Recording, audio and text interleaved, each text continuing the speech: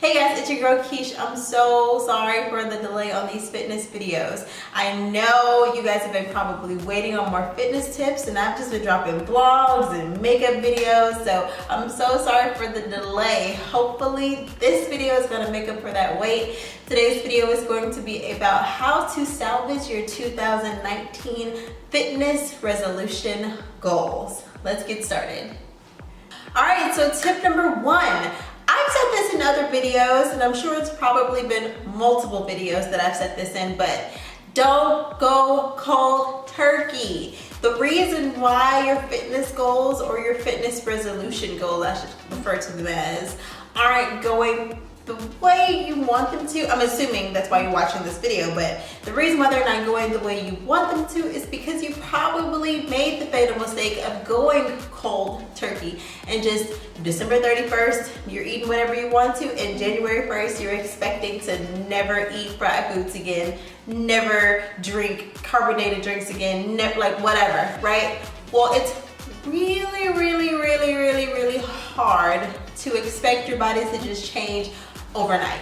Remember, your body doesn't go by dates. It doesn't know that it's the new year. It doesn't know that this is supposed to be the start of a new you.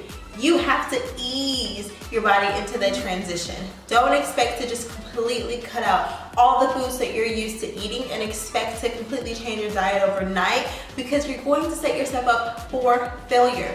Instead of completely going cold turkey, remember that you need to slow down on what you're eating. So maybe instead of cutting out fried foods completely, cut out the amount of fried foods you're eating and how frequently you're eating them. So for example, I ate fried food yesterday actually, and the last time I had eaten fried food before yesterday was probably like 3 weeks ago, maybe almost a month ago. And so as you can see, I still eat fried food. I've lost almost 100 pounds, and I still allow that wiggle room in my diet so that I can feel free to live life and I'm not missing out on anything, and I can still enjoy the foods that I've always loved. I've never expected to stop enjoying pizza, chicken, whatever else just because I'm on a diet. Otherwise, I would have been miserable for the last 1.5-ish years. Trust me.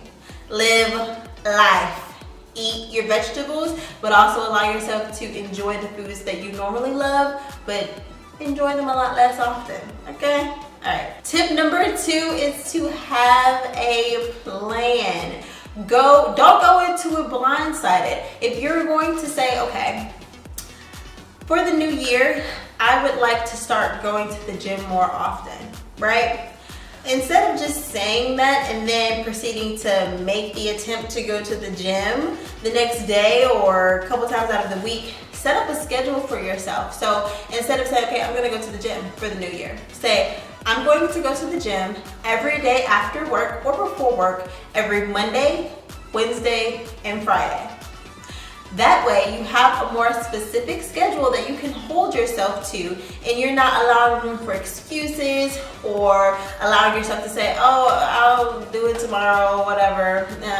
I'm still gonna go, I'm just gonna go tomorrow. No, you need to have something that you can stick to, something that can hold you accountable to these things if you expect to achieve them, especially since you're going to be the driving force behind your success. Your body is only gonna push it as far as you push it. Your body is only gonna do what you tell it to do. Allow for no excuses. Make sure you plan around things that you know may interfere with you going to the gym. Like on the weekends, if you know that you like to sleep in, maybe you should plan, instead of going to the gym on the weekends, to only do it during the weekday. Or throughout the week, if you know you have a very stressful job and maybe after work you're usually pretty tired, don't plan to go after work. Make sure you set yourself up to go before work so that that's not even an issue. Let's say you have no idea what kind of workout routine is going to work for you. Maybe you're new to this whole fitness journey thing. Well, allow for yourself to, sit down and say, okay, well, this week I'll try Monday, Wednesdays, and Fridays. And if for some reason you find that didn't work for you, whether you find it very hard to get up during the work week and go in the mornings, or you are way too tired to go after work on Mondays, Wednesdays, and Fridays, then modify instead of giving up. So maybe you say, okay, instead of throughout the week on these days, this next week I'll try it Friday, Saturday, and Sunday and see how that works for me. Or if somehow you have the luxury to go to the gym or maybe get in a workout during work, like maybe on your lunch break, then try that. But just make sure you allow for wiggle room to see, okay, that didn't work for me, so I'm gonna try this. Okay, that didn't work for me because of this, so maybe I'll try it this way instead. But just find something that's gonna be your perfect fit so that you can stick to it. And ultimately, that's the goal, right? That's the New Year resolution. The point of New Year resolutions is to find something that you can stick with for the betterment of yourself long term. All right, and that slides us right into tip number 3, is to go into it with an open mind. So a lot of people think, or they're under the impression of the whole new year, new me, and January 1st rolls around and you are just expecting yourself to just wake up and do like Cinderella transforming herself for the ball. Like you're just supposed to be this whole different person with this whole new mindset and you want to live a brand new lifestyle. It ain't like that, okay? Life doesn't happen that way. That's not very realistic. So keep an open mind as far as January 1st doesn't always have to be your starting point. January 1st is just a mark, it's just another day on the calendar. So for me, my January 1st was July 1st of 2017. That's the day that I committed myself to my fitness journey, and look where it's brought me now. It doesn't have to be January 1st for you to commit to something new or to better yourself. Make sure that you don't necessarily hold your, bash yourself or feel bad that you didn't achieve something just because you didn't do it by a specific time frame. Like just because you didn't eat right as soon as the new year hit, or maybe you didn't sign up for that gym membership, or you haven't been going to the gym right after the new year. It's not the end of the world. Start now. It's okay that we're already halfway through the first month of the new year. If you decide to commit to your goals now, or the day after you watch this video, or next Monday, or whatever that may be, then that is your new year, new me. Don't feel obligated to stick to something just because the rest of the United States says, okay, everybody, go. This is when we start. This is where you become a better person.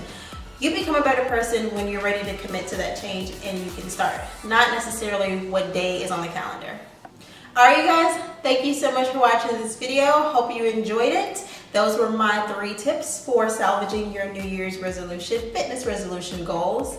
I hope you enjoyed it thoroughly and that there was something that you can either take and apply to yourself or pass along to someone else who may find it useful. If you enjoyed this content in the video, go ahead and give it a thumbs up. If you enjoyed my content overall, please do subscribe. Thanks again for watching.